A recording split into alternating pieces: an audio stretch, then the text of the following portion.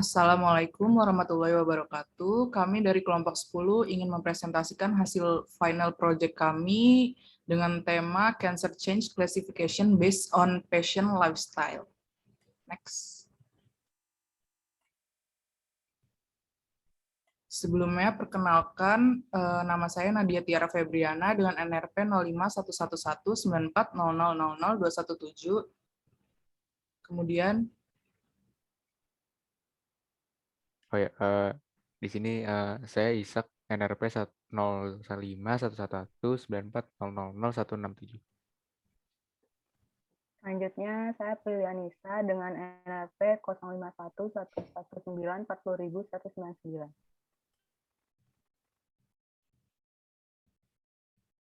selanjutnya saya akan menjelaskan mengenai latar belakang. Next. Kanker atau kanker merupakan penyakit tidak menular yang ditandai dengan adanya sel atau jaringan abnormal yang bersifat ganas, tumbuh cepat, tidak terkendali, dan dapat menyebar ke tempat lain dalam tubuh penderitanya. Sel kanker bersifat ganas dan dapat menginvasi serta merusak fungsi jaringan tersebut. Penyebaran sel kanker dapat melalui pembuluh darah maupun pembuluh getah bening. Sel penyakit kanker dapat berasal dari semua unsur yang membentuk suatu organ. Dalam perjalanan selanjutnya tumbuh dan menggandakan diri sehingga membentuk massa tumor. Next. Kemudian selanjutnya ada batasan masalah. Batasan masalah yang kami pakai terdapat 3. Yang pertama ada data yang berasal dari Kaggle, kemudian yang kedua ada dataset yang masih mentah perlu dilakukan pre-processing, kemudian yang ketiga ada klasifikasi yang kami pakai itu ada SVM, decision tree, random forest, dan logistic regression. Next. Kemudian selanjutnya ada manfaat dan tujuan. Next.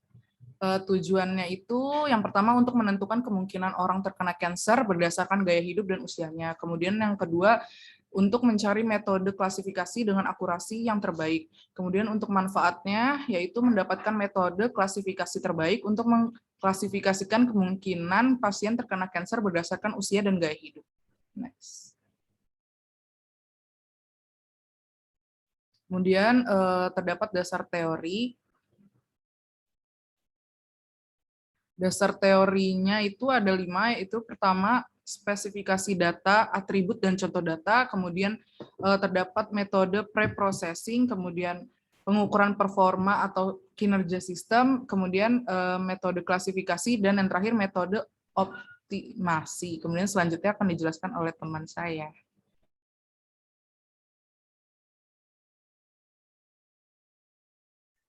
Oh ya, ini ada list dari spesifikasi data dan atribut yang akan kami pakai. Yang pertama mungkin di slide ini akan kami jabarin semua untuk yang tersedia itu apa aja atributnya.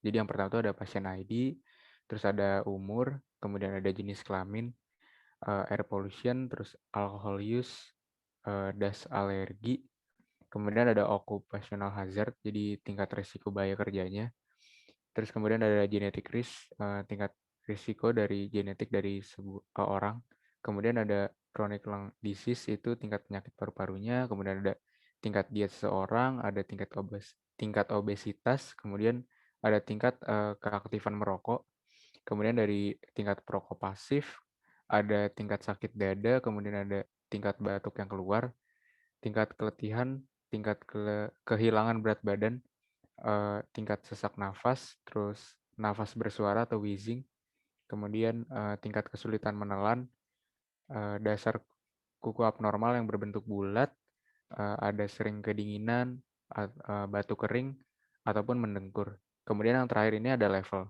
Nah, level ini ada medium, high, low. Jadi level ini kami jadikan sebuah target nantinya untuk hasil kankernya itu.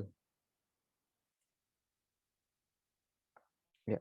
Kemudian yang pertama itu kami melakukan ada metode pre-processing. Jadi yang pertama itu kami akan mengecek pada data yang ada, apakah pada data yang ada itu terdapat sebuah missing values. Nah, bisa dilihat di sini, kebetulan di data kami tidak ada yang missing values. Jadi dari semua atribut mulai dari air pollution sampai levelnya pun tidak ada yang mempunyai missing values. Nah, kemudian di metode pre-processing juga kami mengecek apakah datanya sudah balance atau tidak. Nah, bisa dilihat di bawah, data kami itu sudah termasuk balance karena di kategori level atau target yang akan kami tentukan itu ada low, medium, dan high. Nah, itu count-nya itu 300, sekitar 350, dan 325. Jadi menurut kami ini sudah termasuk balance, tidak timpang jauh. Untuk itu kami tidak perlu menggunakan metode semacam balancing data. Nah, kemudian juga ada kami mengecek hampir beberapa atribut apakah berpengaruh atau tidak pada target yang akan kami cari. Nah, ini contohnya ada umur. Jadi kalau kita lihat di grafiknya itu eh, umur dan target. Kalau misalnya umur itu tidak terlalu berpengaruh terhadap target. Kalau kita lihat di sini ada 30 di range 30-40 dan 40-50, 30-40 itu sama-sama ada low, ada medium, ada high. Jadi setiap umur bisa mempunyai chance yang sama untuk mendapatkan kankernya itu. Nah, maka dari itu kami menggunakan fitur selection. Jadi di list semua fitur yang ada, kemudian skornya dibandingkan dari yang berpengaruh sampai yang tidak. Kemudian sesuai kesepakatan, di sini ada skor di bawah dari 0 sampai 1200. Kami jadinya mengambil yang 200 ke atas. Jadi yang skornya di bawah 200 tidak kami ambil. Karena kami berasumsi bahwa itu tidak terlalu berpengaruh terhadap hasil target yang kami cari. Jadi dari beberapa fitur kami hanya mengambil dari air pollution sampai fatigue. Ya. Nah, kemudian juga di level yang kami dapat itu bentuknya masih high, medium, low. Kemudian di sini kami ubah jadi pakai dictionary. Jadi 3, 2, 1. Jadi nanti data yang kami punya itu berbentuk angka semua.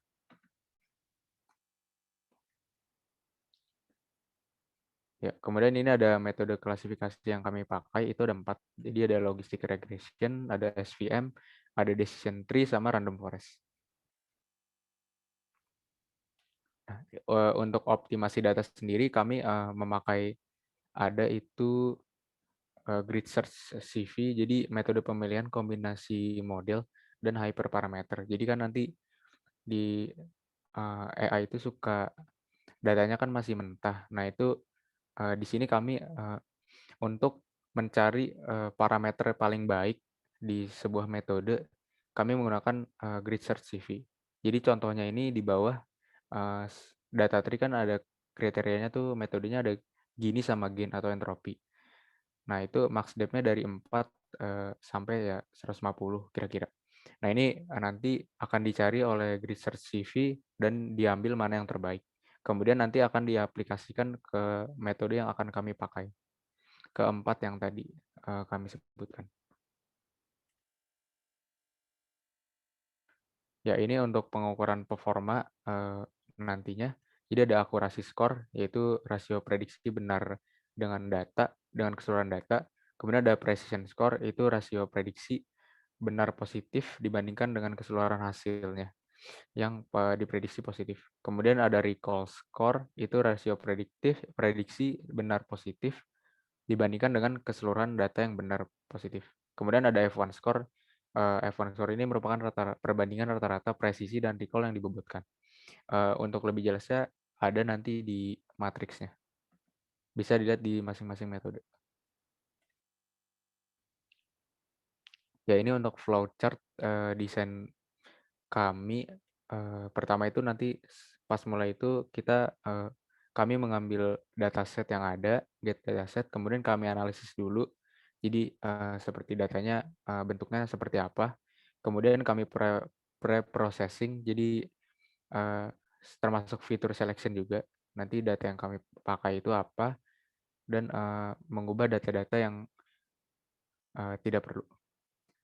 Kemudian ada splitting, kemudian scaling data, kemudian make model. Habis itu yang terakhir itu ada di evaluasi. Sesuai 4 metode. Selanjutnya mungkin bisa dijelaskan oleh Ica. Selanjutnya terdapat SVM, Support Vector Machine, di mana merupakan salah satu metode dalam supervised learning yang biasanya digunakan untuk klasifikasi seperti support vector classification dan regresi support vector regression. SVM ini digunakan untuk mencari hyperplane yang terbaik dengan memaksimalkan jarak antar kelas. Hyperplane ini adalah sebuah fungsi yang dapat digunakan untuk pemisah antar kelas. Jadi dapat dilihat bahwa ini merupakan perhitungan dari SVM, hanya beberapa saja yang kita tampilkan dari perhitungan dari data yang kita gunakan. Kemudian terdapat parameter terbaik di mana regulation-nya itu adalah 1, gamanya itu ada 1, dan kernelnya itu adalah RBF. Selanjutnya,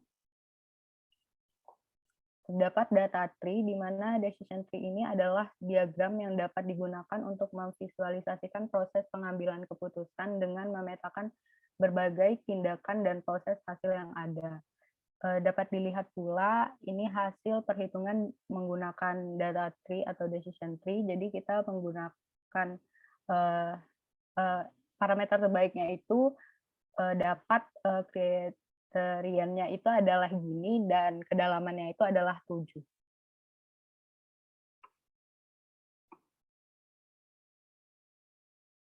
Selanjutnya terdapat random forest, di mana suatu algoritma yang digunakan pada klasifikasi data dalam jumlah yang besar.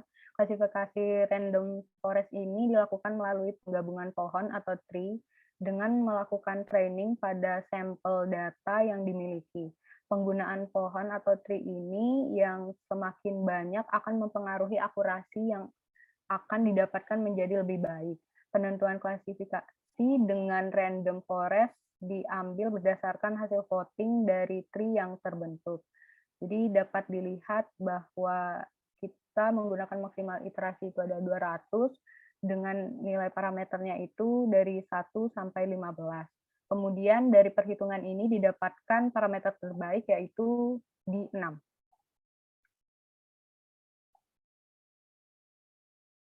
Selanjutnya logistic regression. Ini digunakan untuk prediksi probabilitas kejadian suatu peristiwa dengan mencocokkan data pada fungsi logit kurva logistik.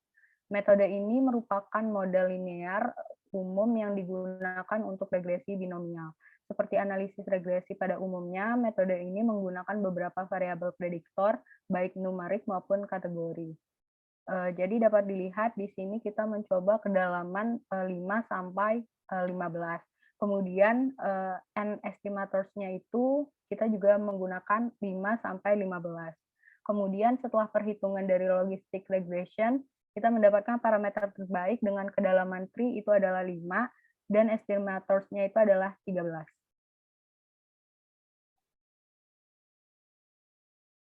Selanjutnya analisa akhir dari perhitungan sesuai dengan Precision Recall Event Score. Jadi SVM ini dari perhitungan tersebut mendapat akurasi yaitu ada 1.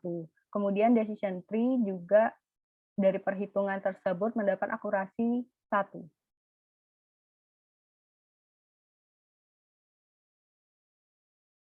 Kemudian untuk perhitungan logistic regression, di mana dilihat dari precision recall dan F1 score-nya itu mendapatkan akurasi 0,94. Kemudian terdapat random forest dengan perhitungan yang sama mendapat akurasi 0,99.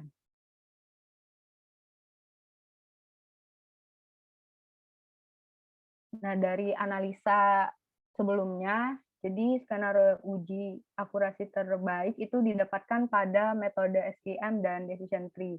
Karena pada metode tersebut mendapatkan akurasi mencapai 100%. Sedangkan logistic regression dan random forest itu hanya mencapai akurasi 94% dan 99%. Hal ini terjadi dikarenakan perhitungan SVM dan decision tree itu data yang digunakan adalah sempurna. Kemudian kesimpulannya, jadi sebelum melakukan klasifikasi pada data yang tersedia, terlebih dahulu melakukan pengecekan missing value pada row table. Kemudian pada kasus ini tidak terdapat row yang kosong. Selanjutnya melakukan pengecekan balance data, kemudian feature selection yang terdiri dari beberapa fitur yang digunakan antara lain adalah air pollution, alcohol use, dust allergy, occupational hazard, genetic risk, chronic lung disease, balanced diet, obesity, smoking, passive smoker, chest pain, coughing of blood, dan fatigue. Kemudian hasil akurasi terbaik itu didapatkan dengan metode SVM dan decision tree dengan nilai akurasi 100%.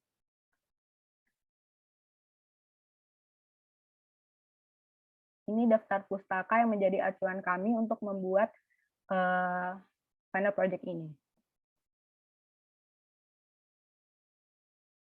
Sekian dari kelompok kami. Apabila ada kesalahan, mohon dimaafkan. Assalamualaikum warahmatullahi wabarakatuh.